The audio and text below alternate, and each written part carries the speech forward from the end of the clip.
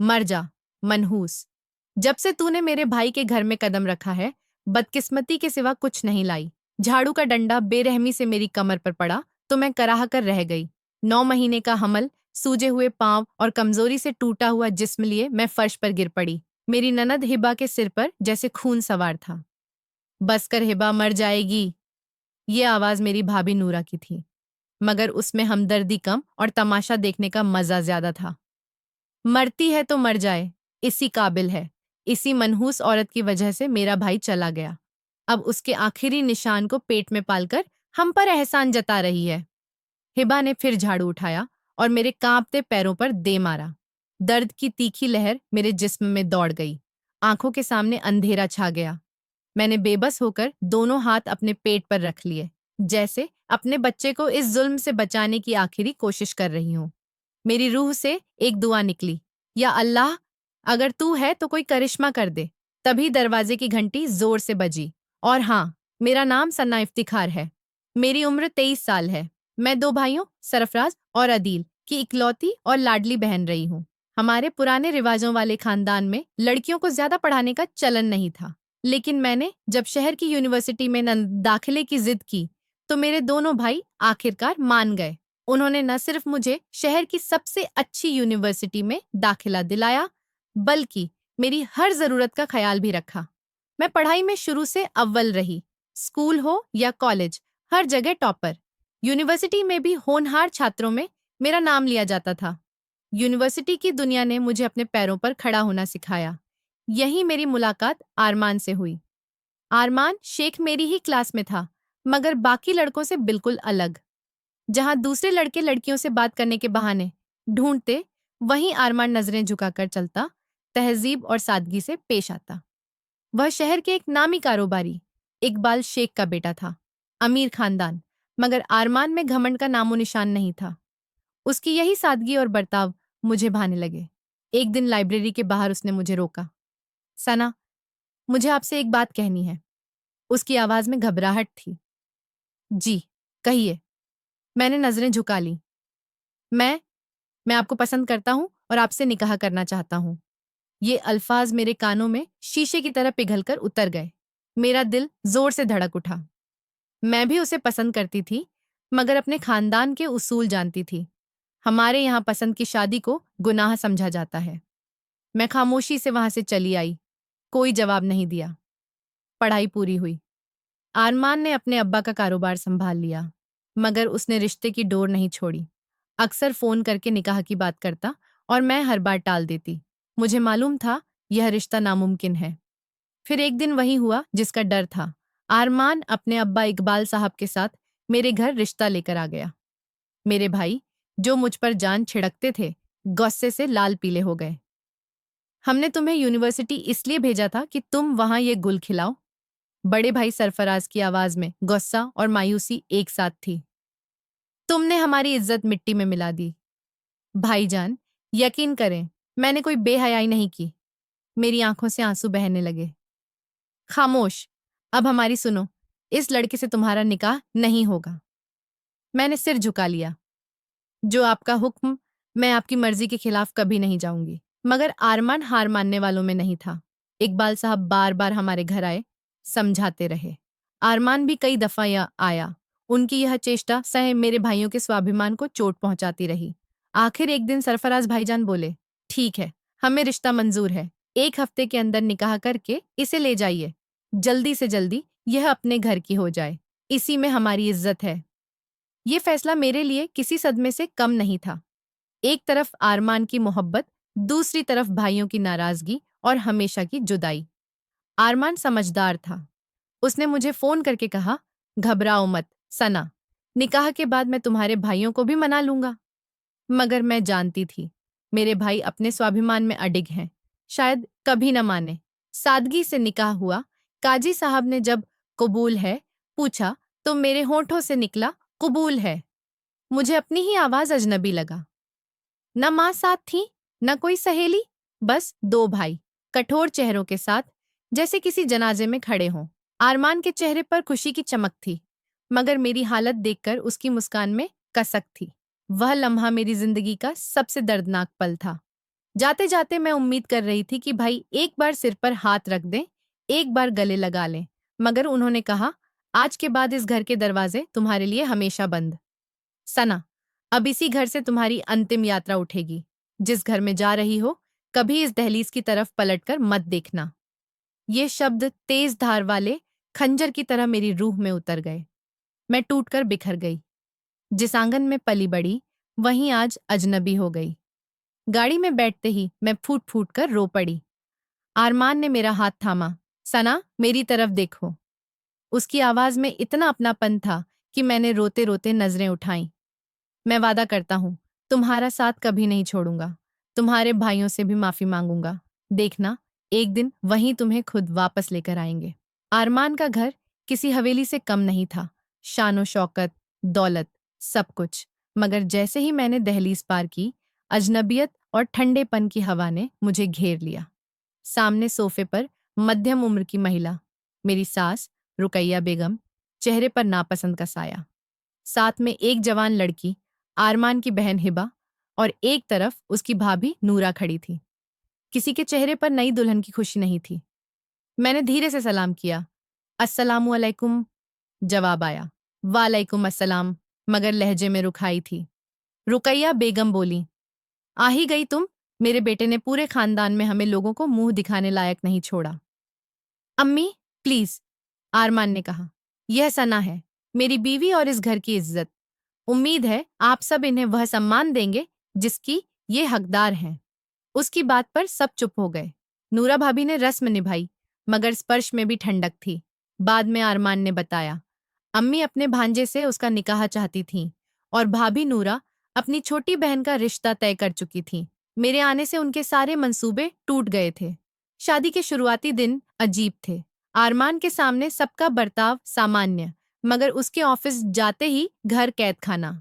सास और ननद हर बात पर ताने, भाभी भी उनका साथ देती। देखो जरा, मिडिल क्लास की लड़की को जैसे कोई खजाना मिल गया हो। मैं खामोशी से सहती रही। मेरे पास आरमान के अलावा कोई नहीं था जिससे दिल की बात कह पाती। जब आरमान ने मेरी उदासी महसूस की तो बोला, तुम दिन भर अकेली बोर हो जाती हो ना? मैं ऑफिस से भी तुम्हें फोन करूंगा। वह वादा निभाता। मीटिंग्स के बीच छोटी बड़ी हर बात मुझसे शेयर करता। उसकी मोहब्बत ने मेरे डर और फिक्रें कम कर दी। मुझे लगा, अगर आरमान है तो मुझे और किसी की जरूरत नहीं। मैंने सास और ननद का दिल जीतने की कोशिश भी की। हर हुक्म पर सर झुकाया, मगर उनके दिल की जमी बर्फ न पिघली। फिर एक सुबह हमारे घर में नई खुशखबरी आई। मेरी तबीयत खराब हुई तो आरमान मुझे डॉक्टर के पास ले गया। चेकअप के बाद डॉक्टर ने बताया, हम माता पिता बनने वाले हैं। आरमान की खुशी का ठिकाना नहीं रहा। उसकी आंखों में खुशी के आंसू थे। अस्पताल से निकलते ही उसने मेरा हाथ चूमा। सना, तुमने मुझे दुनिया की सबसे बड़ी खुशी दी है। रास्ते में मिठाई खरीदी और घर पहुंचकर बोला, अम्मी, अब्बू, हिबा, भाभी, सब आइए, खुशखबरी है। अम्मी, आप दादी बनने वाली हैं। सबके चेहरों पर खामोशी छा गई। सास ने मुंह फेर लिया। मेरी ननद और भाभी के चेहरे उतर गए। सिर्फ मेरे ससुर इकबाल साहब आगे बढ़े, आरमान को गले लगाया और मेरे सर पर हाथ फेरकर दुआ दी। उस दिन मुझे एहसास हुआ, इस घर में आरमान और उनके अब्बा के सिवा कोई मेरी और मेरे आने वाले बच्चे की खुशी में शामिल नहीं। मेरे हमल को 3 महीने हुए। इस दौरान घर के माहौल में बदलाव आया। भाभी नूरा, जो पहले सख्त थी, थोड़ी नरम पड़ने लगी। उनकी बहन की शादी कहीं और तय हो गई थी। शायद इसलिए अब दूरियां घट गईं। वह कभी कभी मेरे पास बैठ जाती। सना, अपना ख्याल रखना। इस हालत में ज्यादा सोचती नहीं। मैं शुक्रिया अदा करती, मगर दिल में अभी भी फासला था। दूसरी तरफ सास का रवैया दिन ब दिन तल्ख होता गया। जब से ये मनहूस आई है, घर में हर कोई बीमार पड़ता है। ना जाने किसका बच्चा पेट में पाल रही है। मेरे बेटे को तो खा ही गई है। उनके अल्फाज मेरे दिल को छलनी कर देते। मैं कमरे में आकर रो लेती। आरमान मेरी बुझी आंखों से सब समझ जाता। एक शाम जब सास ने मुझे सबके सामने झाड़ा तो आरमान बोल पड़ा, अम्मी, सना इस घर की बहू है और मेरे बच्चे की माँ बनने वाली है। उसे खुश रहना चाहिए। आपकी बातें उसे तकलीफ देती हैं। सास ने तंज से कहा। वाह, बीवी के आते ही माँ बुरी लगने लगी। आरमान ने सख्ती से जवाब दिया, गलत, गलत है। सना मेरी जिम्मेदारी है, उस पर कोई जुल्म नहीं होगा। सब खामोश हो गए। मुझे पता था मेरी वजह से अरमान अपने घर वालों से दूर हो रहे हैं। यह मुझे अंदर से खाता था, मगर उनकी मोहब्बत इतनी सच्ची थी कि वह मुझे तकलीफ में नहीं देख सकते थे। फिर एक शाम वो ऑफिस से लौटे तो उदास लगे।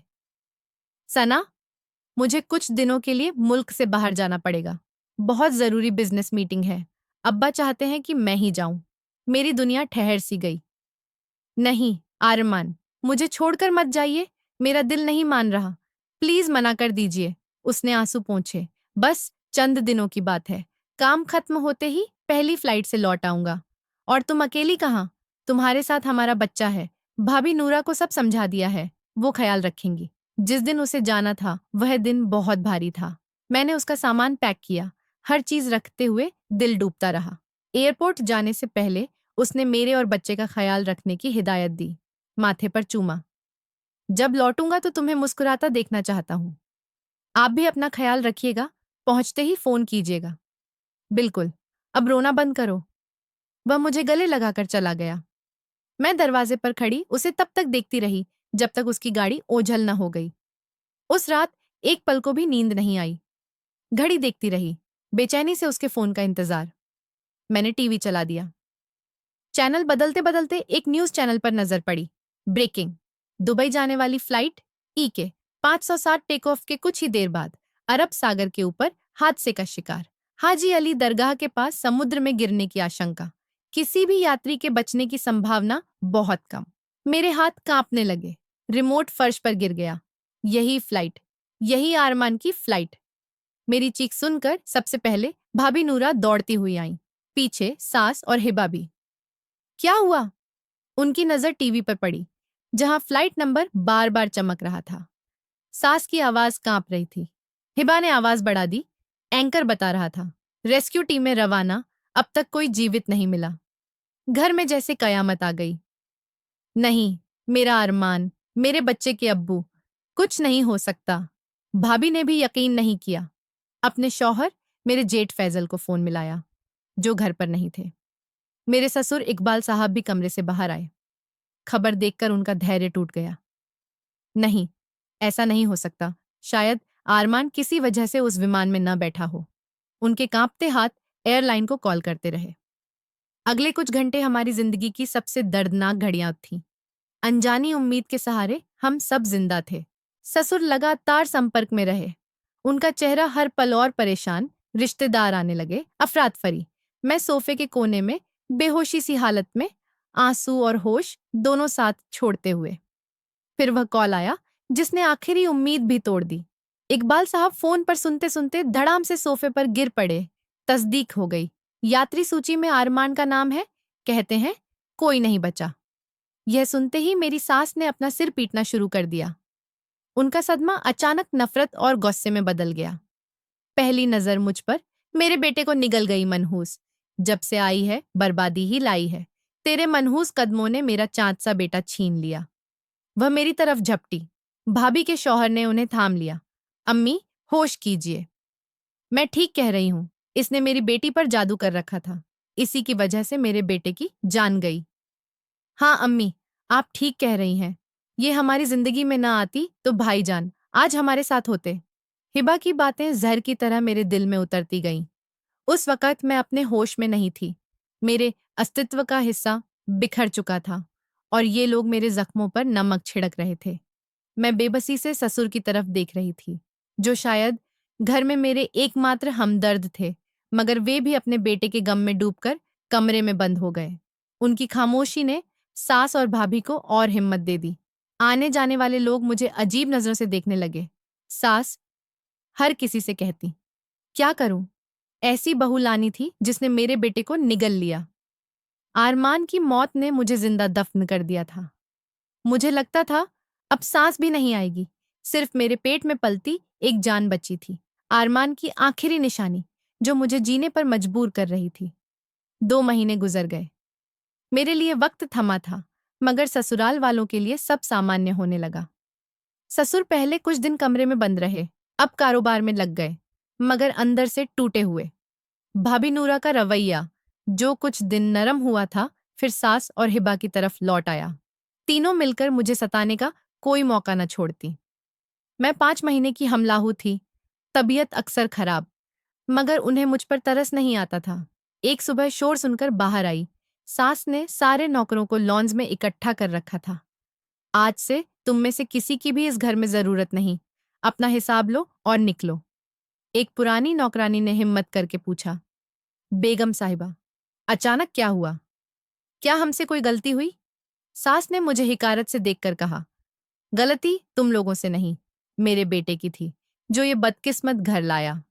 जब हमारे पास एक मुफ्त की नौकरानी मौजूद है, तो हम तुम्हें तनख्वाह क्यों दें? उनका इशारा मेरी तरफ था। नौकरों ने तरस भरी नजरों से मुझे देखा और चले गए। उस दिन से मेरी नई तकलीफ शुरू। मैं आरमान के बच्चे की मां बनने वाली, मगर मुझे नौकरानियों जैसा काम करने को मजबूर किया गया। सुबह सबसे पहले उठकर सबके लिए नाश्ता, फिर पूरा घर साफ, कपड़े धोना इस्त्री, दोपहर शाम का खाना। पूरा दिन काम करके टूट जाती, थक कर जमीन पर ही सो जाती, मगर बैठने को भी इजाजत नहीं। मैं यह सब इसलिए सह रही थी कि यह आरमान का घर था। यहाँ की हर चीज में उसकी खुशबू थी। उसकी यादों को छोड़कर मैं कहाँ जाती? आरमान को गए सिर्फ 2 महीने हुए थे। एक दोपहर तेज गर्मी में खाना बनाया, टेबल लगाया, सब कुर्सियों पर बैठ गए। मैं भी थकान से कुर्सी खींचकर बैठने लगी। तभी हिबा ने झटके से कुर्सी खींच ली। मैं गिरते गिरते बची। वह चीखी, तेरी औकात नहीं, कोने में बैठकर खा, तू भी इस घर की नौकरानी है। मेरी आंखें भर आईं। सास और भाभी के चेहरों पर ताने भरी मुस्कान थी। मैं चुपचाप प्लेट उठाकर फर्श के कोने में बैठ गई। जैसे ही मैंने चावल मुंह में डाले, मेरी प्लेट में एक हड्डी आ गिरी। मैंने ऊपर देखा, हिबा हंसती हुई एक और बोती मेरी तरफ फेंक रही थी। ले, तेरी औकात ऐसी ही है, कुत्तों जैसी, हड्डियां ही खाएगी। तीनों औरतें ठहाका लगाने लगीं। उनकी हंसी मेरे लिए मौत के ऐलान जैसी थी। उसी पल मैंने भाभी नूरा की एक अजीब नजर भी देखी। वह हंसते हुए सास की तरफ देख रही थी, जैसे कह रही हो, हमारा मंसूबा कामयाब हो रहा है। वह नजर एक पल की थी, मगर मेरे दिल में सवाल बो गई। क्या ये सब सिर्फ नफरत थी, या इसके पीछे कोई गहरा मंसूबा?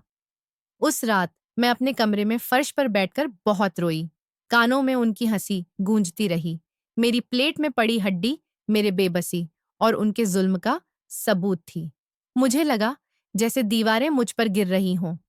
मैंने अपने भाइयों को याद किया, उनकी नाराजगी, उनके ठुकराए हुए साथ को, और आरमान के आखिरी अल्फाज, जब लौटूंगा तुम्हें मुस्कुराता देखना चाहता हूं। मेरे आंसू और तेज हो गए। मुझे लगा दुनिया के सारे दरवाजे मेरे ऊपर बंद हो चुके, बस एक दरवाजा खुला है, मेरे रब का।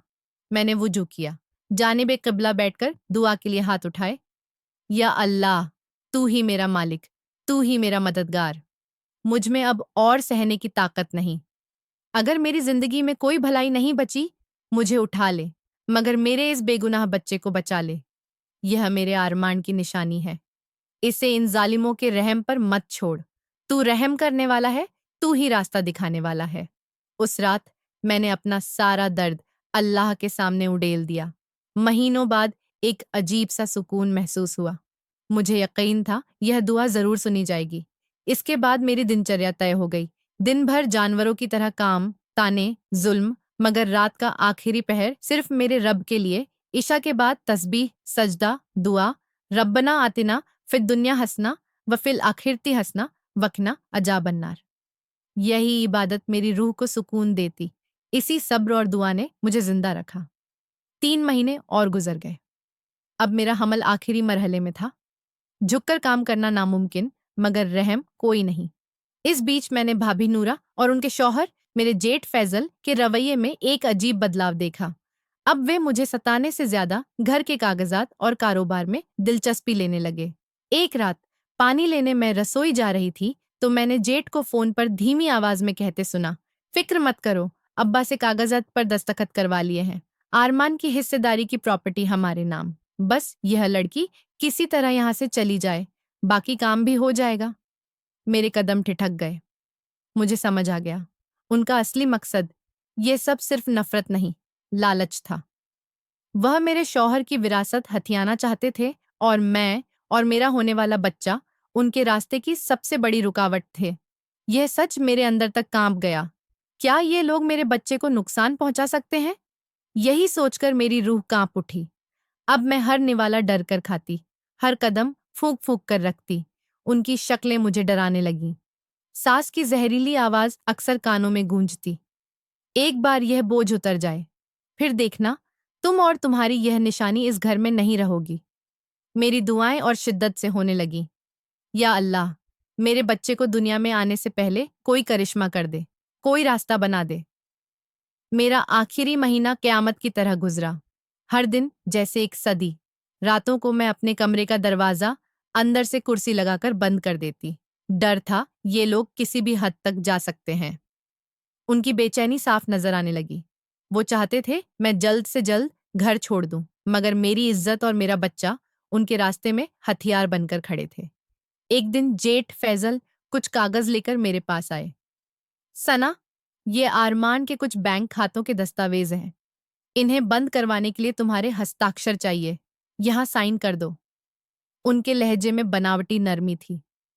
मैंने कागज देखे, दिल जोर से धड़का। बिना पढ़े किसी कागज पर दस्तखत मैं नहीं करूंगी, हिम्मत करके कहा। उनका चेहरा बदल गया। क्या मतलब? तुम हम पर शक कर रही हो? मैं अपना हक इस्तेमाल कर रही हूं, मैंने कहा। तभी सास भी आ गई। मैं ना कहती थी, ये बहुत चालाक है, मेरे बेटे की दौलत पर नजर गड़ाए बैठी है, सांप की तरह फन।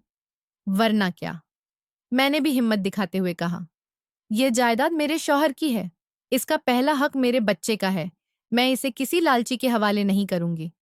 जैसे ही ये अल्फाज निकले, घर में आग लग गई। भाभी नूरा और हिबा भी आ गईं। हिबा का चेहरा गुस्से से लाल। तेरी हिम्मत कैसे हुई मेरे भाई पर इल्जाम लगाने की? सास ने इशारा किया। हिबा ने बड़ा झाड़ू उठा लिया। आज तेरा सारा गुरूर तोड़ दूंगी। मैं पीछे हटती रही। खुदा के लिए ऐसा मत करो, मुझे मत मारो, मेरे बच्चे को कुछ हो जाएगा। मैं रोते हुए गिड़गिड़ा रही थी, मगर उनके सर पर खून सवार। हिबा ने झाड़ू का पहला वार मेरी कमर पर किया। दर्द बिजली की तरह दौड़ा।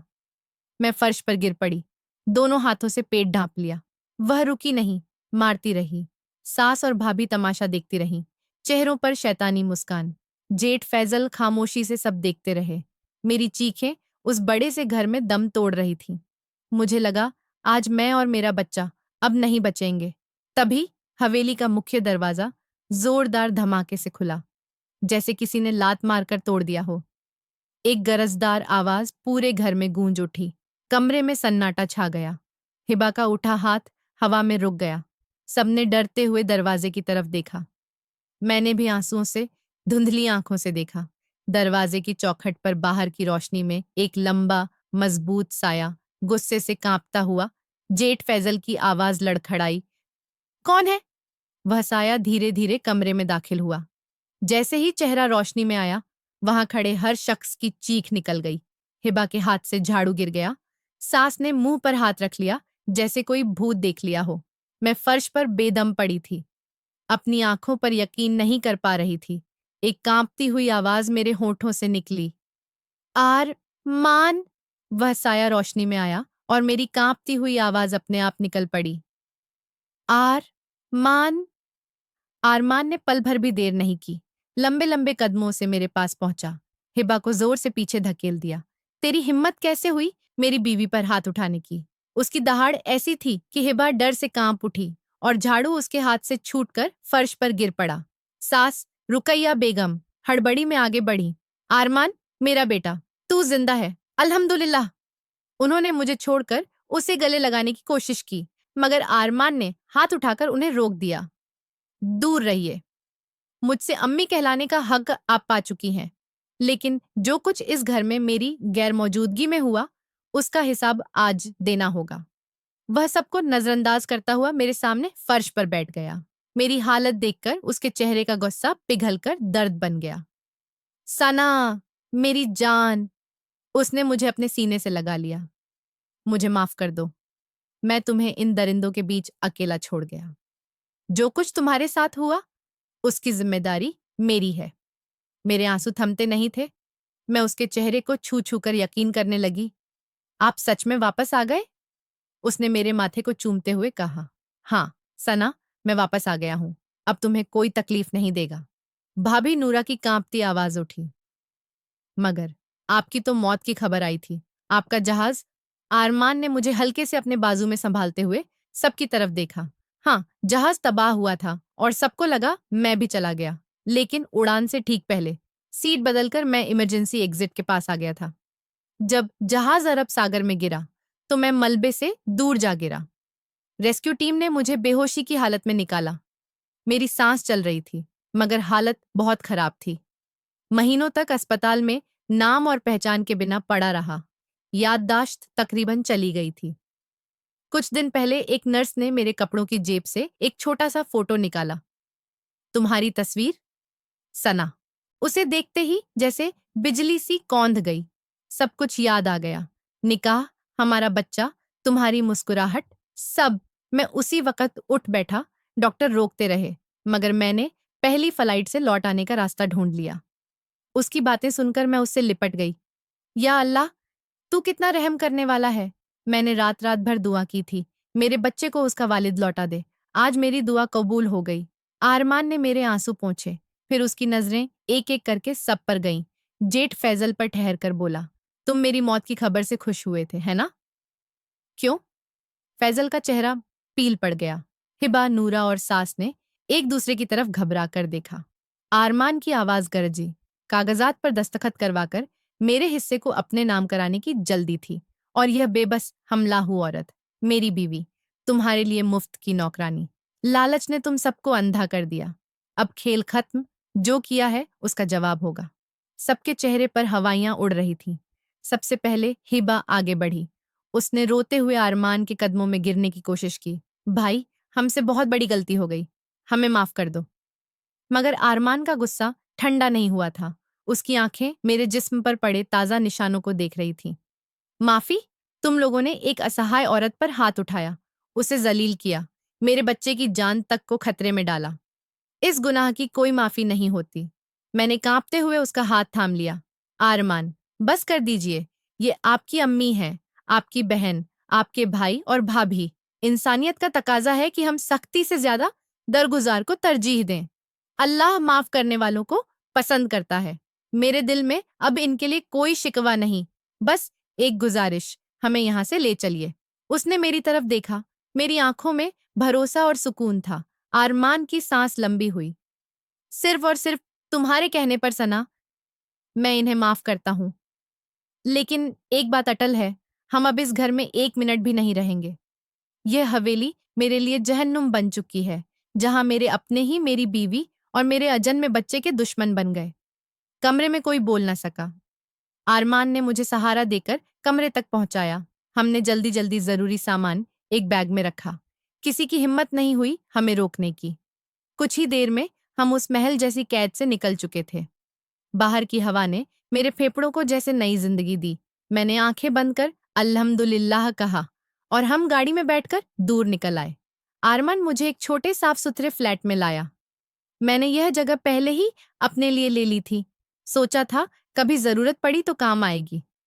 उस घर में कदम रखते ही मुझे वह सुरक्षा और राहत महसूस हुई जो महीनों से नसीब नहीं थी। एक सादा सा लेकिन गर्माहट भरा आशियाना, जहां मेरे आंसुओं का नहीं, मेरी मुस्कानों का स्वागत था। उस दिन के बाद आरमान ने मुझे पलकों पर बिठा लिया। मेरी तबीयत खराब होती तो खुद रसोई में खाना बनाता, मेरे सूजे हुए पैरों की तेल से मालिश करता, रात रात भर मेरे पास बैठकर मीठी बातें करता ताकि मेरी रूह से डर और कड़वाहट निकल जाए। तुम अब मेरी अमानत हो, अमानत की हिफाजत मेरी सबसे बड़ी जिम्मेदारी है, वह कहता, और मैं हर दिन थोड़ा थोड़ा ठीक होने लगी। इबादत, दुआ और उसके बेहिसाब स्नेह ने मुझे किसी चमत्कार की तरह संभाल लिया। कुछ ही हफ्तों बाद अल्लाह ने हमें अपनी सबसे बड़ी नेमत से नवाजा। हमारे यहाँ एक बेटे का जन्म हुआ। मैं ऑपरेशन थिएटर से बाहर आई तो आरमान की खुशी का ठिकाना नहीं था। पूरे अस्पताल में उसने मिठाई बांटी। जब उसने पहली बार अपने बेटे को गोद में लिया तो उसकी आंखों में खुशी के आंसू चमक रहे थे। यह बिल्कुल तुम्हारी जैसी आंखें रखता है, सना। अल्हम्दुलिल्लाह। हमने अपने बेटे का नाम अयान रखा, क्योंकि वह हमारे सब्र की कबूल की हुई दुआ था। अयान यानी अल्लाह की अनमोल देन। घर लौटते वक्त मैं खिड़की से बाहर देखते हुए सोच रही थी, किस तरह रात की काली आंधी के बाद सुबह की रोशनी उतरती है। उसी तरह हमारी जिंदगी में भी रोशनी लौट आई थी। इम्तिहान बहुत बड़ा था, मगर रहमत उससे भी बड़ी। अगले कुछ दिनों में आरमान ने मेरी नफ्सियाती और जिस्मानी तंदुरुस्ती के लिए हर वह काम किया जो एक अच्छा शौहर और भावी वालिद कर सकता है। मेरे लिए सूप बनाना, बच्चे की नैपी बदलना, रात की रोने की आवाज पर उठकर अयान को गोद में लोरी देना। वह कहता, जब तुम चैन की नींद सोती हो, मुझे लगता है जैसे मैंने दुनिया जीत ली। मैं मुस्कुरा देती और रब का शुक्र अदा करती, या रब, तूने मेरी इज्जत भी रख ली और मेरी उम्मीदों को भी जीता दिया। अगले ही हफ्ते जब मेरी तबीयत कुछ संभली, आरमान ने एक सुबह मेरा हाथ थामा। सना, मैं आज तुम्हारे भाइयों के घर जा रहा हूं। मैं घबरा गई। नहीं, प्लीज मत जाइए। मुझे डर है कहीं वे आपको अपमानित न कर दें। वह मुस्कुराया। इज्जत देने वाला अल्लाह है। मैं उनसे झगड़ने नहीं, समझाने जा रहा हूं। जो कुछ तुम्हारे साथ हुआ, उसका सच बताने। मैंने उसे रोका, मगर वह मानने वालों में नहीं था। वह अकेला गया। घंटों बाद लौटा तो उसके साथ सरफराज भाईजान और अदील भी थे, हाथ में मिठाइयाँ और फूल। मैं यकीन नहीं कर पा रही थी। दोनों भाई जैसे ही अंदर आए, मुझे गले से लगाकर फूट फूट कर रो पड़े। गुड़िया, सरफराज भाईजान सिसक रहे थे। हमसे बड़ी गलती हुई। हमने तुम्हें गलत लोगों के हवाले कर दिया। हम तुम्हारे अपराधी हैं। अदील भी आंसू पोंछते हुए बोला। हमें माफ कर दे, बहना। नहीं भाईजान, ऐसा मत कहिए। मैंने उनके आंसू पोंछे। अल्लाह ने सब ठीक कर दिया। देखिए, आरमान वापस आ गया। हमारा बेटा भी है। सब मोहब्बत और रहमत है। उस दिन हमारे सारे शिकवे दुख पिघल गए। भाइयों ने माना, पसंद की शादी कोई गुनाह नहीं, असल चीज इंसान का अच्छा होना है। आरमान ने उनसे बड़े अदब और प्यार से बात की। मैं आपकी बहन की इज्जत की हिफाजत का वादा करता हूँ। हम सब एक ही खानदान हैं, बस रास्ते अलग थे। उसके बाद हमारी नई जिंदगी शुरू हुई। दिन दिन भर अयान की खुशबू, रात रात भर उसकी किलकारियां। हमारा छोटा सा घर मोहब्बत और सुकून से भर गया। मैंने इबादत की तरफ और मजबूती से रुख किया। हर नमाज के बाद शुक्र की तस्बीह, अल्हम्दुलिल्लाह, कि मेरे रब ने मुझे और मेरे बच्चे को हर बुराई से बचा लिया। मेरे भाइयों का अब हमारे घर आना जाना लगा रहा। वे अयान को देखकर खुशी से झूम उठते, कभी गोद में लेते, कभी उसे चूमते। यह तो बिल्कुल हमारी बहन जैसा मुस्कुराता है। और मैं मुस्कुरा देती। दूसरी तरफ आरमान के घर वाले थे। आरमान ने उनसे रिश्ता पूरी तरह तोड़ा नहीं, बस फासले कायम रखे। महीने में एक बार वह अपने अब्बा अम्मी से मिलने चला जाता, मगर मुझे और अयान को साथ नहीं ले जाता। उसके दिल में अब भी वह पुराना डर और एहतियात था कि कहीं फिर हालात न बिगड़े। फोन पर कभी कभार अम्मी या हिबा मुझसे और बच्चे से बात करना चाहती। मैं हमेशा अदब से बात करती। अस्सलाम वालेकुम अम्मी जान, दुआ कीजिए। मगर आरमान कहता, समय को मरहम लगाने दो। अयान की पहली सालगिरह से कुछ दिन पहले अम्मी रुकैया बेगम का फोन आया। उनकी आवाज कांप रही थी, रो रही थी। बेटा आरमान, मैं जानती हूँ हम तुम्हारे और बहू के बड़े गुनाहगार हैं। हम अपनी गलतियों की सजा भुगत रहे हैं। इस घर में सब कुछ है, मगर सुकून नहीं। बस एक ख्वाहिश है, अपने पोते को एक बार सीने से लगा लूं। क्या मेरी ये आरजू पूरी नहीं हो सकती? उस रात आरमान बहुत देर तक चुप रहा, फिर मेरे पास आकर बोला, सना, माँ फोन पर रो रही थी। अयान से मिलना चाहती हैं। क्या हम उन्हें यहाँ बुला लें? मेरे दिल में अब भी एक कचोट थी, मगर नफरत नहीं। मैंने उसका हाथ थाम लिया। रिश्ते अचानक खत्म कर देने से कुछ हासिल नहीं होता। अगर वे अपने किए पर सचमुच शर्मिंदा हैं, तो यही उनकी सबसे बड़ी सजा है। हमें उन्हें एक मौका जरूर देना चाहिए। अयान की सालगिरह है, इस खुशी के मौके पर सबको इकट्ठा करते हैं। मेरी बात सुनकर वह सिर हिलाकर बोला, ठीक है, तुम्हारी राय मेरे लिए काबिल एहतराम है। हमने घर में छोटी सी महफिल रखने का तय किया। कुछ करीबी, कुछ रिश्तेदार, मेरे भाई और आरमान ने खुद जाकर अपने घर वालों को दावत दी। सालगिरह के दिन घर रंग बिरंगी झालरों से सजा। या अयान सफेद कुर्ते पाजामे में छोटी सी टोपी लगाए चांद सा लग रहा था। दरवाजा खुला। अम्मी, अब्बा, हिब्बा, नूरा और फैजल अंदर आए। उनके चेहरों पर निडरता नहीं, शर्म और संकोच के साए थे। अम्मी एक पल को ठिठकी, फिर बढ़कर अयान को गोद में उठा लिया। उनकी आंखों से आंसू बह निकले। मेरी जान, मेरा पोता। उन्होंने अपने हाथों से अयान की कलाई में सोने की कड़ी पहनाई, फिर मेरे सर पर हाथ रखकर बोली, बेटी, हो सके तो मुझे माफ कर दो। मैंने उनकी आंखों में झांका। वहां सच्ची शर्मिंदगी थी। मैंने सिर झुका दिया। अल्लाह बड़ा माफ करने वाला है। अम्मी, मैं भी माफ करती हूँ। हिबा आगे बढ़ी। भाभी, हमसे बहुत बड़ी भूल हुई, हमें माफ कर दीजिए। नूरा भी रोते हुए बोली, हमारी रुखाई, हमारे ताने, बस भूल जाइए। फैजल ने भी सिर झुका दिया। भाईजान, भाभी, जो कुछ हुआ उसके लिए हम शर्मसार हैं। हमने पुराने गिले शिकवे भूलकर उन्हें माफ कर दिया। उस दिन के बाद रिश्ते बेहतर होने लगे। हालांकि आरमान अब भी बहुत सतर्क था। वह कहता, एहतियात ईमान का हिस्सा है, और मैं हामी भर देती। वे लोग अब अक्सर हमारे घर मिलने आते, अयान के साथ खेलते, दुआएं देते, कभी कभार फोन पर भी बात हो जाती। हम धीरे धीरे उस दर्दनाक अतीत से बाहर आने लगे, जैसे सूखे पेड़ पर नई कोपलें फूटती हैं। रात को जब सारे मेहमान जा चुके थे, अयान हमारे बीच मासूम नींद में मुस्कुरा रहा था। आरमान ने मेरा हाथ थामा। सना, आज भी जब वह दिन याद करता हूँ, जब मैं वापस आया और हिबा तुम्हें मार रही थी। अगर मैं चंद मिनट भी देर से पहुंचता, न जाने क्या हो जाता। मैं आज भी कांप उठता हूँ। अल्लाह ने हम पर कितना बड़ा रहम किया। मैंने उसके हाथ पर अपना हाथ रख दिया। बेशक, अल्लाह का शुक्र है। मैंने सीख लिया है, जब भी कोई मुश्किल आए, दुनिया के सामने रोने की बजाय अपने रब के सामने झुक जाओ। हर मुश्किल में मैंने उसी से मदद मांगी, और उसने हमेशा मेरी मदद की। मेरी जिंदगी में पहला सहारा मेरे रब का है, और दूसरा मेरा अरमान। मुझे और क्या चाहिए? उसने मोहब्बत भरी नजर से मुझे देखा, मेरे हाथ को चूम लिया। तुम मेरी दुआ की कबूलियत हो, सना। बाहर रात की गहराई फैली थी, मगर हमारे छोटे से घर में सुकून और प्यार की रोशनी थी। हमने एक दूसरे का साथ देकर हर तूफान को पार किया, और अब हमारी मंजिल सिर्फ खुशियां थीं, इंशाअल्लाह। इस दास्तान से हमने यही सीखा, अल्लाह अपने बंदों को आजमाता है, मगर सब्र करने वालों को कभी अकेला नहीं छोड़ता। मुश्किल वक्त में इंसानों से उम्मीदें बांधने की बजाय अगर सच्चे दिल से रब पर भरोसा किया जाए, तो वह ऐसे रास्ते खोल देता है जिनका इंसान कभी अंदाजा भी नहीं लगा सकता। तो दोस्तों, यह थी आज की कहानी। इस कहानी के बारे में आपकी क्या राय है? कमेंट बॉक्स में जरूर लिखिए।